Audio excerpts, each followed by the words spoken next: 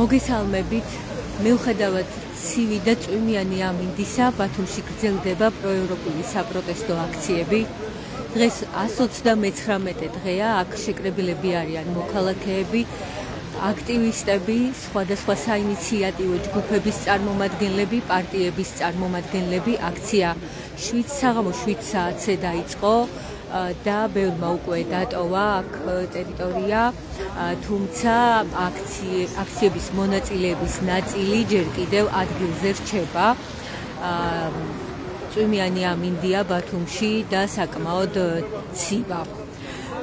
მინდა გითხრათ, რომ დღეს ლიეტუამ დაასანქცირა 11 პოლიციელი მზია ამაღლობელის საქმის ფიგურანტები, მათ დაუწესეს სავიზო სანქციები. ამ დასანქცირებულებს შორის არიან ბათუმის პოლიციის უფროსი ირაკლი დგებუაძე და აჭარის პოლიციის ყოფილი უფროსი გრიგოლ ბესელია.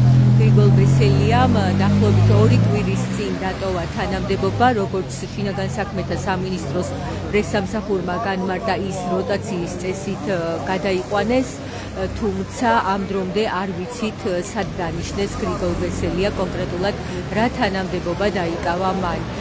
აჭარაში პოლიციის უფროსად კი დანიშნეს გიორგი ბუხრაშვილი, რომელიც წინა მთავრობის დროს იყო შინაგან საქმეთა მინისტრის, მაშინდელი შინაგან საქმეთა მინისტრის ვანო მერაბიშვილის სპიკერი და ასევე შემდეგ ის არის ერთ-ერთი დამკავებელი მიხეილ სააკაშვილის ყოფილი პრეზიდენტის.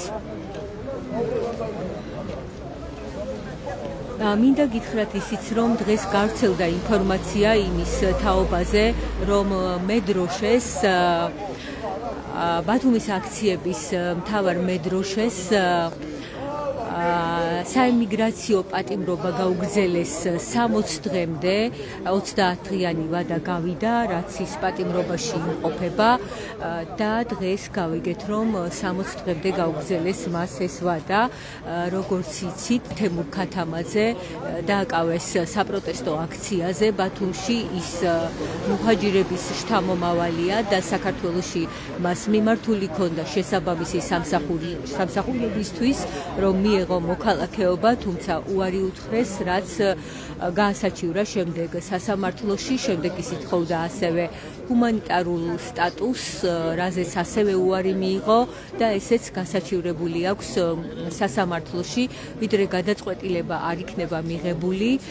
თემურ ქათამაძე დარჩება საიმიგრაციო პატიმრობაში. და როგორც უკვე გითხარით, დღეს გავიგეთ გადაწყვეტილების შესახებ, რომ ეს ვადა გაგრძელდა 60 დღემდე.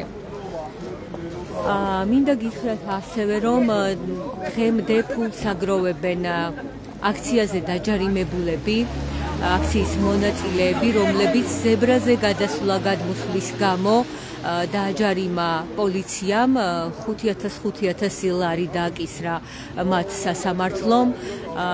შეგახსენებთ, რომ აქციის მონაწილეებმა მას შემდეგ მიიღეს ზებრაზე გადასვლა გადმოსვლის გადაწყვეტილება და ამ ფორმით პროტესტის გაგრძელების გადაწყვეტილება, როცა მათ პოლიციამ არ მისცა საკონსტიტუციო სასამართლოსთან გაჩერების შესაძლებლობა, მათ მოსთხოვა ტროტუარზე გადასვლა.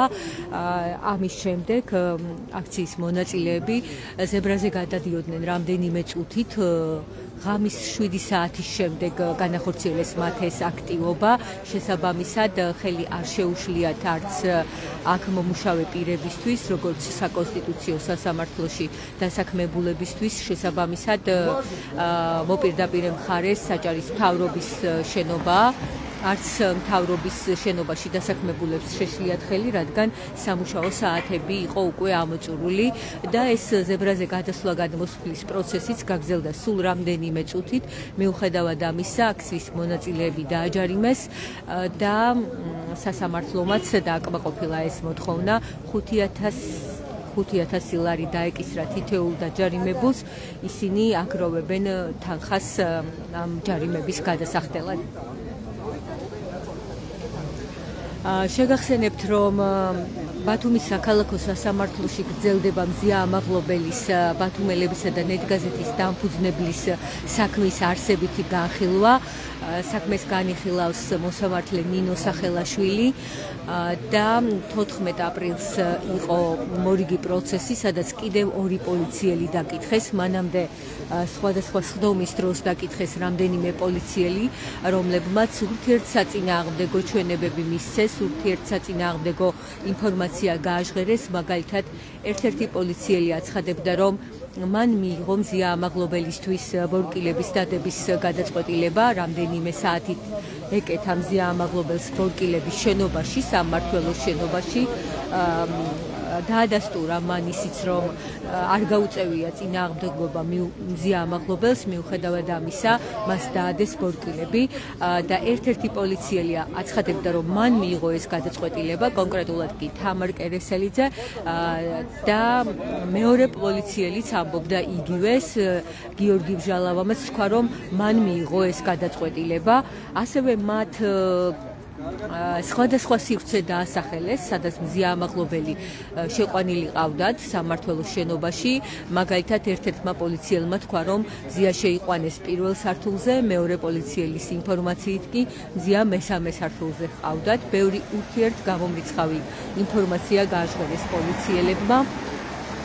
და მინდა გითხრათ ისიც, რომ შემდეგი სხდომა იქნება 28 აპრილს, როგორც ვიცით, საქმის მასალების მიხედვით უნდა გამოკითხონ ასევე დაზარალებულად ცნობილი ირაკლი დგებუაძეც, ბათუმის პოლიციის უფროსი, ის ამ დრომდე არ გამოუკითხიათ და ჯერჯერობით სხდომებზე მიმდინარეობს ძირითადად პროკურატურის მიერ დასახელებული მოწმეების გამოკითხვა.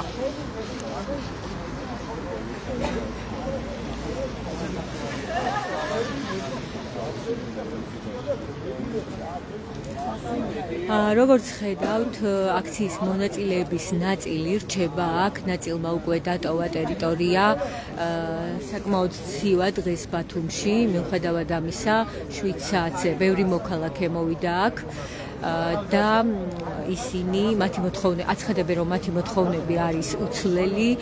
მთავარი მოთხოვნა არის უკანონოდ დაკავებულების პოლიტპატიმრების გათავისუფლება, ხელახალი არჩევნები და გადადგეს ხელისუფლება, აცხადებენ ისინი.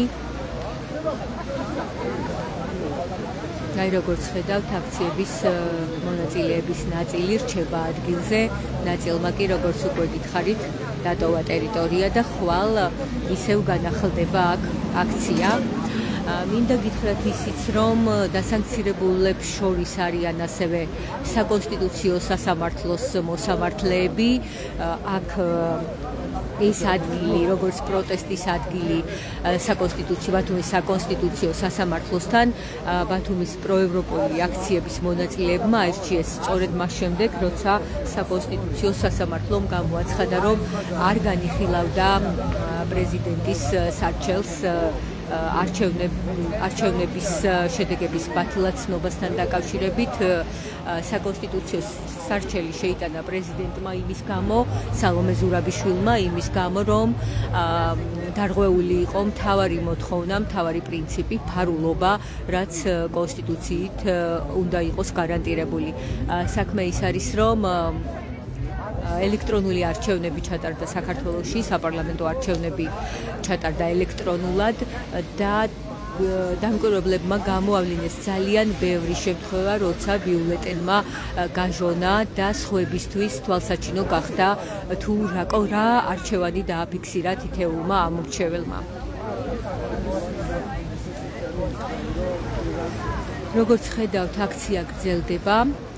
ხვალ განახლდება აქ 7 საათზე აქცია, როგორ განვითარდება მოვლენები, მათ შორის